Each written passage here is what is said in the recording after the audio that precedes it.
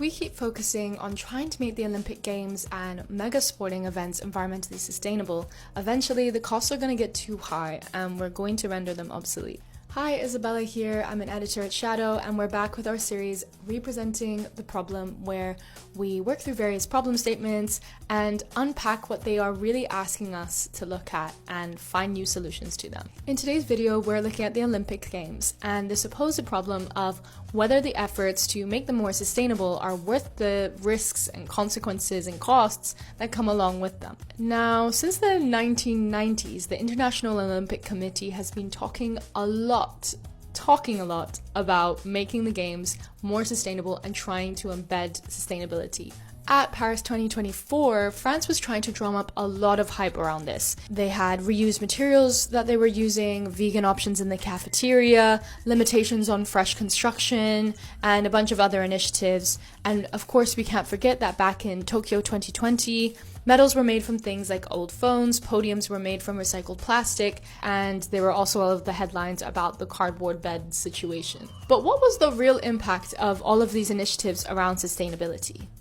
One academic studies which investigated the sustainability of 16 different Olympic Games from 1992 through 2020 found that environmental follow-through had actually diminished over time.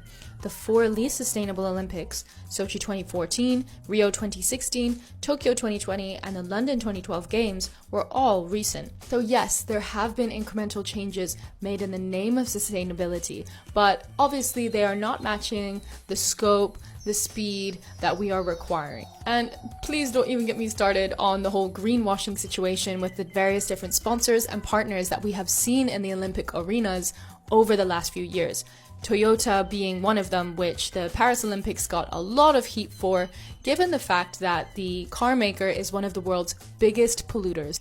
So very reluctantly, I will admit it, the games as we know them are fundamentally unsustainable. But that doesn't mean that future efforts to make them sustainable will necessarily be fruitless. And since we're all about re-problematizing this whole situation, we have to actually face the fact that the problem here isn't about us trying to find technocratic solutions to making the games as we know them continue on and on forever. If we're really serious about sustainability with the Olympic Games, we need to look at things structurally and systemically. The real problem here is that we as a people are seemingly unwilling to accept that if we want something like a mega sporting event like the Olympics to continue into the future within ecologically sustainable limits, it's going to have to look different. Change is inevitable, and when we're talking about change, we can be talking about a range of different things, like the rhythm, the scale, the scope, the size of the games. According to Jules Boykoff, a former professional athlete who has written extensively on the Olympics and greenwashing, some 85% of the pollution and carbon associated with sports mega events comes from the travel. If the Olympics or other big sporting events actually want to be green, they would make them smaller scale, reduce venue construction, cut down on travel, and be a lot more transparent around funding and the production processes that go into making the Olympics happen.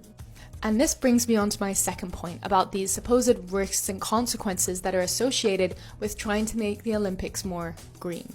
As much as it might cost host countries to host the Olympic Games, there are a whole bunch of unseen and hidden costs that are not quantified or made visible to the public in the first place. Some of these costs being the social cleansing and displacement of marginalized populations, gentrification, militarization of public space in the name of security, governmental corruption and overspending, exploitation of labor and workers, and greenwashing.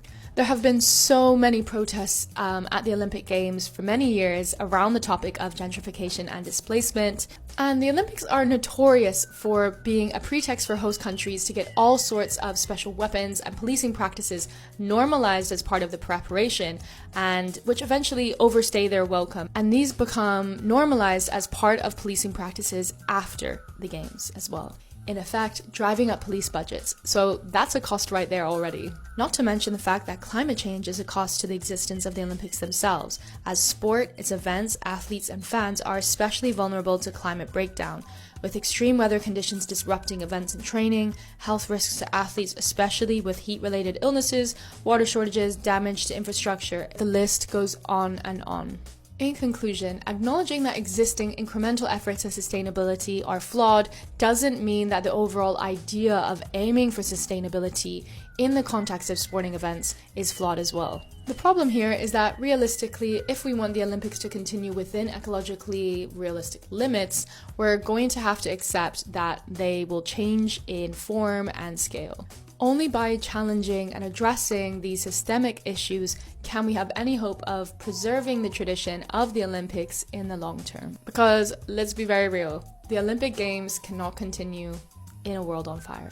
Let us know what you think in the comments section. Obviously, this is not just applicable to the Olympic Games, but potentially a lot of other mega sporting events as well. So we really want to hear your opinions, your experiences, and any research that you have come across in relation to sports and sustainability.